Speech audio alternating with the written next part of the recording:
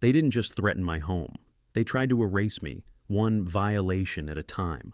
What they didn't know was that buried in their own rulebook was a clause sharp enough to cut their whole little empire in half. They thought they were dragging me toward foreclosure, but every letter they sent became another weapon in my hands. By the time they realized I was building a case against them, it was already too late. Stay with me, because if your HOA is coming for you, you need to hear how I turned their rules into the knife that cut their power. I used to think the scariest thing you could lose was money. Then my HOA tried to take my house. Not from the bank, not from missed mortgage payments, no. From a stack of smug little letters, each one dressed up in legal language and fake politeness. Each one saying the same thing in different words. You don't really own this place. We do. If you've ever gotten one of those white envelopes, you know the feeling I'm talking about. That moment your heart stutters when you see the logo. That pit in your stomach before you even open it. You start mentally replaying your week. Did I leave the trash can out too long? Did I forget to weed the front bed? Did someone complain about my car again? For a long time, I was just like every other homeowner, busy, tired, and too trusting. I thought the HOA was there to protect property values and keep the neighborhood looking nice. I believed that as long as I was reasonable, they'd be reasonable too. I was wrong, because this story isn't just about tall grass or trash cans. It's about what happens when a handful of people get a taste of authority and start using it like a weapon. It's about how easily community rules turn into personal revenge. And it's about what you can do when you realize that the people mailing you fines are actually breaking their own rules. Here's the twist most people don't know. The same documents they use to scare you, the CC&Rs, the bylaws, the governing instruments, those aren't just chains for you. They're handcuffs for them, if you know where to look. And once I figured that out, this stopped being a sad little story about a bullied homeowner. It became a war, a quiet, paper war, sure, but a war I had every intention of winning. Death by 1,000 envelopes. When this all started, I'd been in the neighborhood about 5 years. It was the kind of place that looks great on a real estate flyer. Tree-lined streets, fresh mulch around every tree, identical mailboxes lined up like soldiers. Kids rode their bikes in lazy circles. People waved from their driveways. The grass looked like it had a stylist. The HOA? Back then, they were just background noise. They collected dues, sent out newsletters about block parties and pool hours, and occasionally reminded people not to leave Christmas decorations up until July. Nothing dramatic. I paid on time, I mowed my lawn, I kept my head down, and my house respectable. For a while, they didn't even seem to know my name. Then, one Tuesday morning, that changed. I came home from work, tired, keys jingling in my hand, already thinking about leftovers in the fridge. And there it was. A crisp white envelope taped dead center on my front door. If you've never seen one of those envelopes, count yourself lucky. If you have, you already know the way your brain tries to talk you out of the panic. Maybe it's just a notice. Maybe it's something small. Maybe it's nothing. It wasn't nothing. Inside, on thick letterhead, with a little embossed logo that suddenly looked less friendly and more like a stamp of approval on a bullet, was a formal notice. Violation, improperly stored refuse container. Fine, $50. I read it twice because it sounded like a joke. My crime? The trash truck had run 2 hours late. My empty trash can was still at the curb at 11 a.m. instead of before 9. That was it. Not overflowing garbage. Not bags ripped open with trash blown across the street. Just an empty bin that missed curfew. I actually laughed. I took a picture of the time-stamped sanitation company, notice about the delay, and sent a polite email. Hey, the pickup was late today. That's why the can was out. I'll make sure it's in right after pickup going forward. I hit send, fully expecting a no problem, we'll waive it. Instead, I got an automated reply that might as well have been a middle finger. Your violation has been recorded. The fine stands. That's the moment I should have realized this wasn't about rules. It was about control. But I was busy, and $50 felt like more annoyance than threat. I paid it, grumbling. I told myself it was a one-off, a misunderstanding, a fluke. It wasn't. 2 weeks later, another envelope appeared. Same door, same logo, same jump in my chest. This time, the violation was more dramatic. Unapproved landscaping modifications. Fine, $100. I had replaced a few dying shrubs in my front bed, same type, same size, same color, just not dead. Turns out, I was supposed to submit a multi-page architectural review form for that. For plants. For the exact same plants that were already there. Meanwhile, the board president, a woman named Karen, the queen of the morning power walk, had a front yard full of imported rose bushes that clearly violated the native plants only rule. Her bushes were in the newsletter. My bushes were a fine. That's when something started to feel off. Not illegal, not outrageous yet, just off. Like walking into a room where everyone stops talking at once. I paid that fine too. Not because I agreed with it, but because I didn't want the fight. I had work, bills, real problems. I didn't want to spend my evenings arguing about shrubs with someone who owned 3 different live, laugh, love signs. But the HOA wasn't looking for peace. They were looking for obedience. From that point on, it was like a switch flipped. I went from homeowner to target. A letter for a modern architectural blight, my satellite dish, that had been on the roof since before I bought the house, clearly grandfathered in. Fine, $250. A letter for a small oil spot in the driveway from my aging car. Chemical contamination. Fine, $150. Every envelope felt a little heavier. Every notice of violation felt a little more personal. It wasn't just the money, though that hurt. It was the tone, cold, bureaucratic, smug. Like they already knew I'd cave. And here's where the first real twist hit me. One evening, after paying yet another fine that left a bitter taste in my mouth, I went for a walk. No destinations, just moving to avoid pacing holes in my living room. I started seeing things. Not visions, not ghosts, just hypocrisy. The neighbor who always chatted with the board at block parties. Same satellite dish as me, same model, same placement. No letter on his door. 2 doors down. A driveway that looked like someone parked the Exxon Valdez on it. Black oil stains spread like a continent. No chemical contamination notice there. Mismatched paint, unapproved fences, overgrown lawns, Christmas lights still sagging in March. So, why was I the only one bleeding money? I didn't say anything at first, but the anger put a device in my hand. My phone. Quietly, casually, I started taking pictures. Driveways, trash cans, satellite dishes, yards. Date stamps on, addresses noted later. No drama, no confrontation, just evidence. Because somewhere deep down, before I had the language for it, I knew what was happening. They weren't enforcing the rules. They were enforcing them selectively. Weeks turned into months, and that quiet stack of letters grew. I got used to seeing that envelope on my door like a recurring nightmare. I'd rip it off, feel the same stomach drop, read some new, invented offense. Then came the certified mail. If a regular letter feels like a threat, a certified packet feels like a loaded gun. It was thick. Too thick. I signed for it with a hand that wasn't as steady as I pretended, closed my door, and slid it open. Inside was a summary of ongoing and repeated violations. Pages of them, trash can, landscaping, satellite dish, driveway. Each one neatly listed with a fine attached. Total, $2,350. And at the end, like a dagger, failure to remit payment within 30 days will result in initiation of a lien and may proceed to foreclosure. Foreclosure. Over a trash can, some shrubs, and a metal plate bolted to my roof.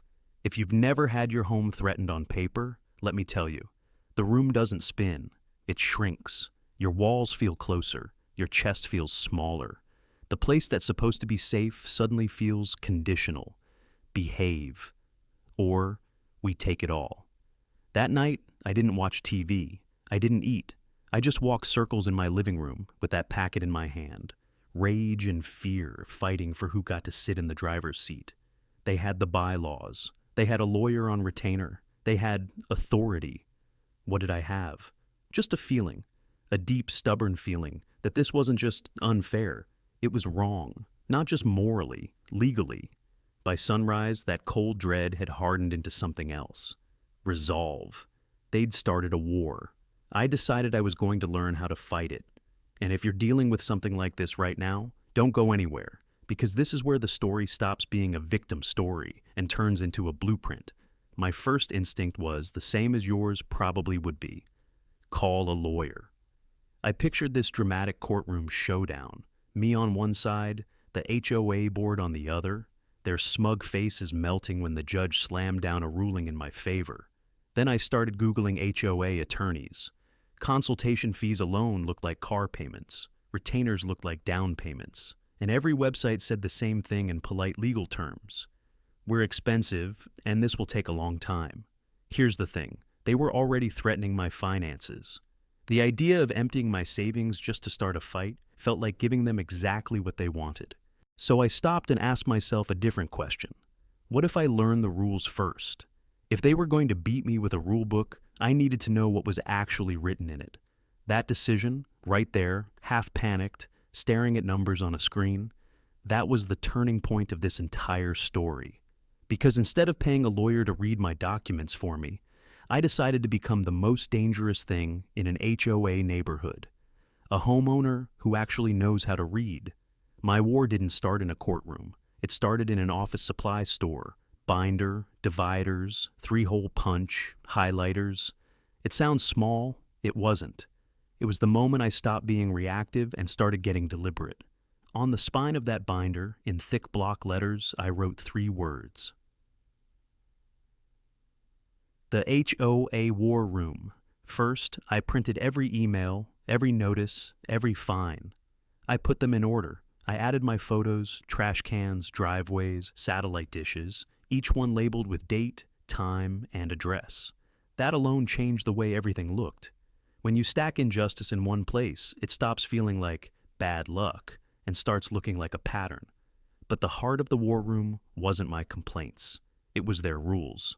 I went to the HOA's website, the same glitchy portal they used for online payments and passive-aggressive announcements, and I downloaded everything that looked even remotely important: CC&Rs, covenants, conditions, and restrictions, bylaws, articles of incorporation, 3 years of board meeting minutes, hundreds of pages of dry, soul-sucking text. If you've ever opened your CC&Rs, you know they're not written for human beings. They're written to make you give up. Heretofore, notwithstanding, party of the first part. It feels less like a neighborhood guide and more like a wizard's curse. I printed every page. That night, it was just me, the war room binder, a pot of 2 strong coffee, and a yellow highlighter, page after page after page. At first, I focused on the parts that hurt me directly: the trash can rule, the landscaping rule, the satellite dish rule, the section about nuisance conditions, and architectural harmony. I highlighted them all. Then I read them again, slower. And that's when I noticed something that made my skin crawl a little. The rules for us were very specific. The rules for them were very vague. Terms like architectural blight and unsightly condition sounded official, but they weren't actually defined anywhere. They were left to board discretion. That wasn't an accident. Vagueness is a weapon. It means they can say this is a problem whenever they feel like it, and ignore the same thing somewhere else. But I didn't stop at the homeowner obligation sections. Because here's the mistake most people make. We only read the rules about what we can't do. We skip the rules about what they can't do. Buried in all that legal sludge were sections on board duties, standards of conduct, conflict of interest, enforcement policies. Those were the parts they were hoping no one would ever read. Night after night, I went back to that binder. Some nights I was fueled by caffeine, some nights just by spite.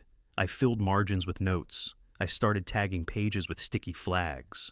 I wrote "why" in big capital letters next to contradictions. And slowly, a picture formed. They hadn't just overstepped a little. They had built their entire little fiefdom on the assumption that no one would ever call them on it.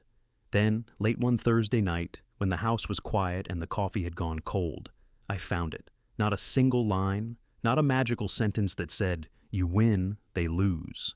It was a combination, a pattern, 2 sections that, when put together, turned into dynamite. The first was in the bylaws, in a section most people probably scroll past. Board of Directors conduct, fiduciary duty. I'd heard the phrase before, but never really understood it, so I looked it up.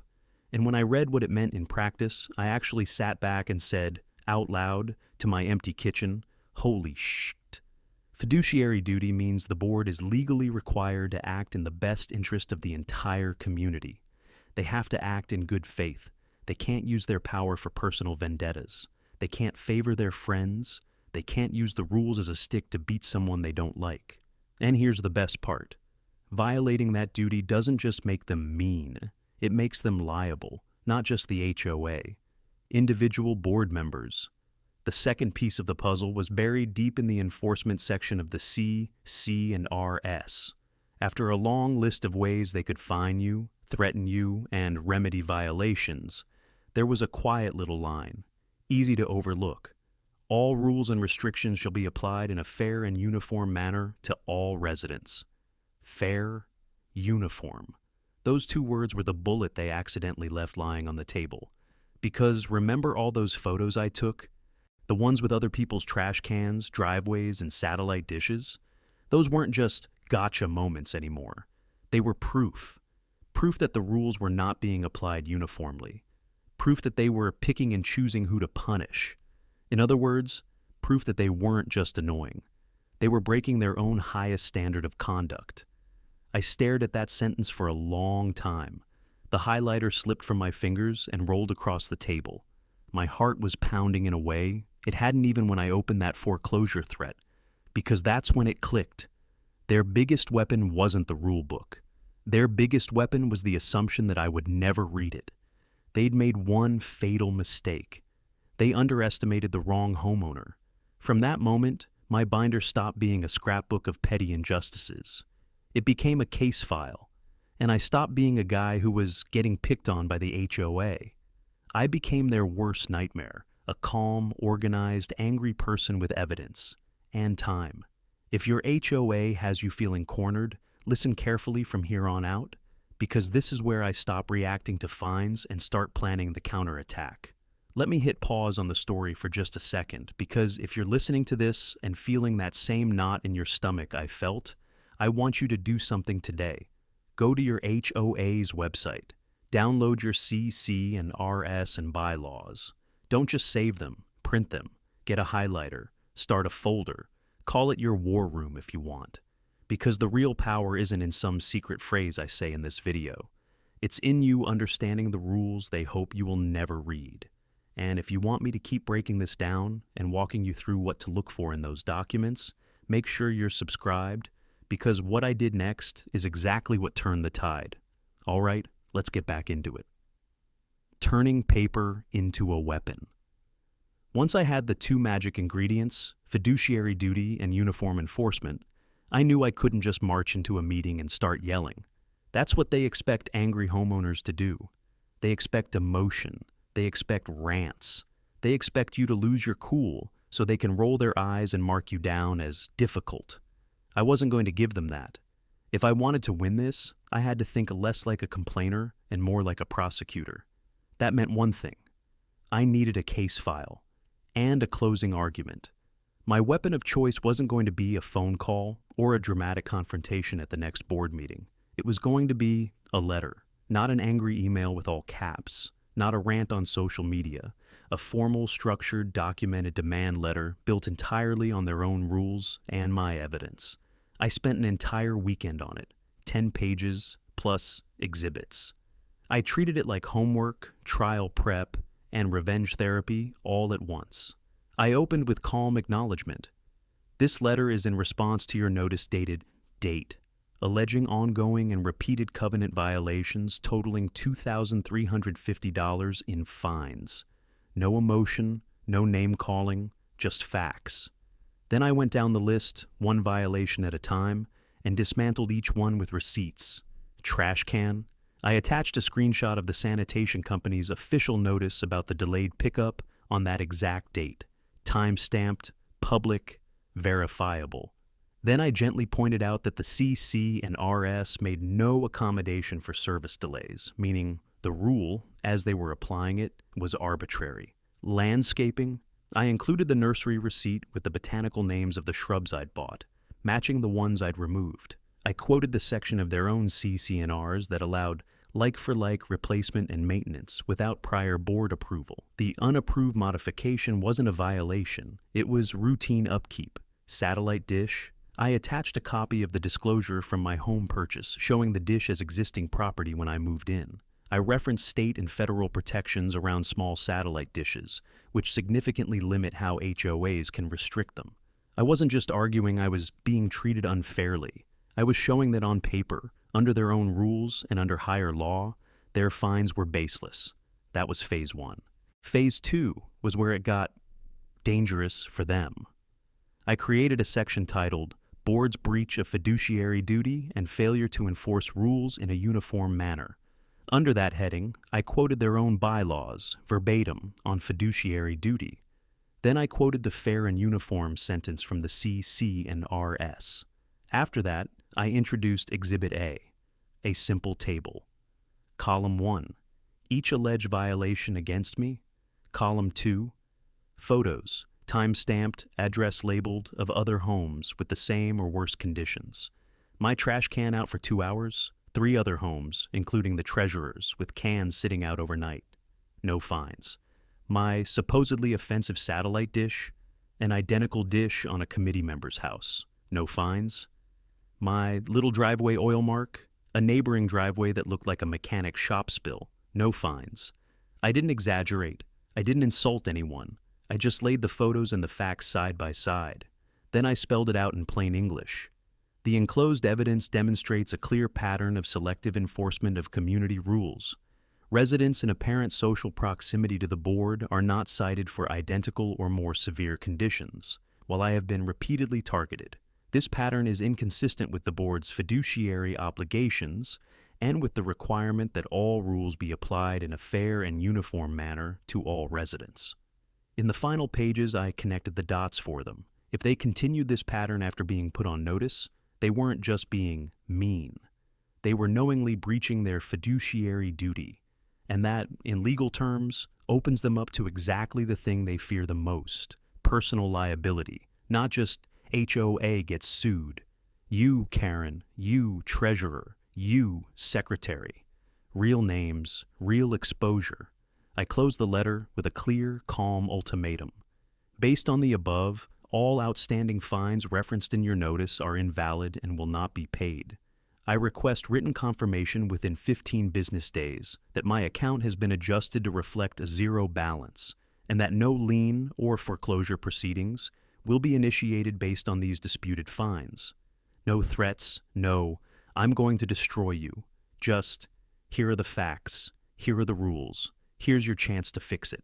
Then I did one more important thing. I sent it by certified mail to every single board member's home address and to the management company, return receipt requested. That part, that's crucial, because when someone signs for that letter, they can't later claim they didn't know there was an issue. They knew. And the clock started ticking. The next 2 weeks were quiet, no new letters, no emails. Just a series of green certified mail receipts appearing in my box, each one with a little scribble showing a board member had personally signed for my packet. And just when I thought the fight was over, I discovered something even darker hiding in their own paperwork. But that part of the story, that comes in episode 2. Don't miss it. Trust me, you're going to want to see what happens next.